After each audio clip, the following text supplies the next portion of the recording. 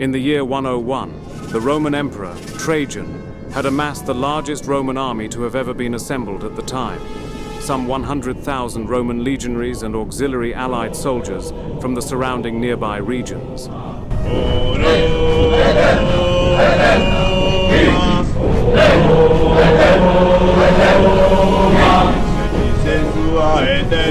He then marched them into Dacian territories. The lands of Dacia was located right across the Danube River and is the region which now encompasses modern-day Romania. To date, we still have little to no sources regarding the Second Battle of Tapae. From sources of previous Roman battles during the time period, we can concur that Trajan would have set up his force in the following manner. Stationed at the center would have been Roman heavy legionaries. On both of the flanks is where the mercenary and auxiliary forces of Gallic, Thracian, and Germanic infantry would have been stationed, with Roman and auxiliary cavalry supporting on the wings. The reason Emperor Trajan initiated this campaign against the Dacians was that the Dacian leader Decebalus lacked respect for the Romans, and the fact that he failed to respect the agreements of the peace that they reached following the First Battle of Tapae from the years 87 and 88, a battle in which Decebalus himself commanded a Dacian force which defeated the Romans and pushed them out of Dacia.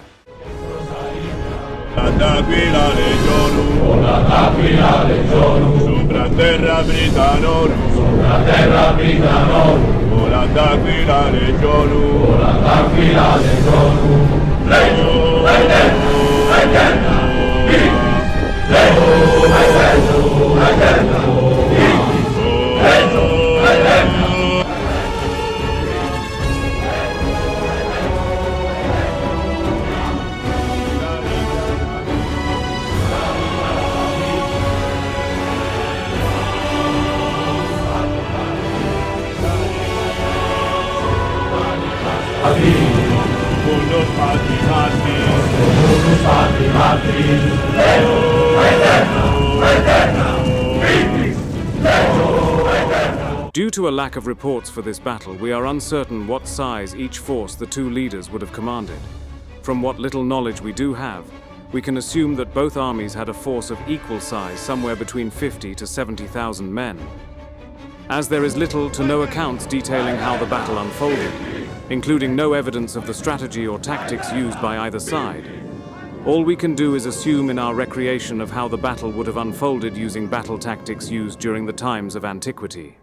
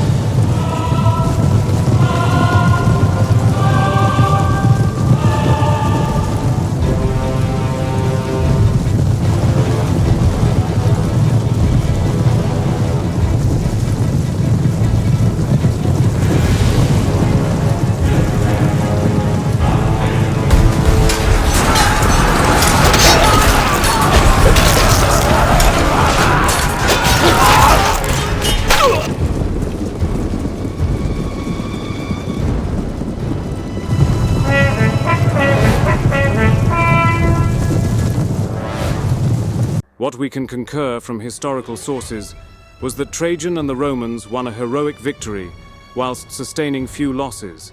As mentioned, the records of this battle are mostly lost in history, and there was no number accounted for the casualties sustained by both armies. Trajan would go on to fight Decebalus and the Dacians at the Battle of Adamclisi in 102, eventually defeating them and conquering the entire region of Dacia, under Roman control some years later.